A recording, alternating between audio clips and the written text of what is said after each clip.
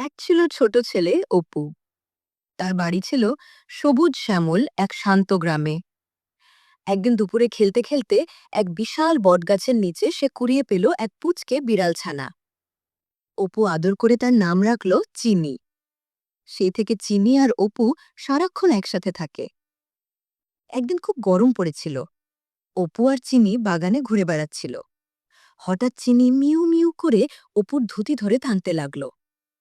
অপু দেখল চিনি তাকে বাগানের একদম শেষ প্রান্তের একটি বড় আম গাছের নিচে নিয়ে যাচ্ছে। সেখানে ঘন ঘাসের ওপর পড়েছিল মৌসুমে প্রথম পাকা সোনালি আম। অপু খুশিতে আমটি তুলে নিয়ে বাড়ির বারান্দায় ফিরে এলো। সে আমটি ধুয়ে সুন্দর করে টুকরো করল। অপু যখন আমের মিষ্টি রস আস্বাদন করছিল, চিনি তখন তার পাশে বসে লেজ নাড়ছিল। অপু এক টুকরো আম চিনির সামনে ধরল। চিনি খুব তৃপ্তি করে সেই আম চেটেপুটে খেল। অপু বুঝতে পারল একা একা খাওয়ার চেয়ে বন্ধুকে নিয়ে ভাগ করে খাওয়ার আনন্দ অনেক বেশি।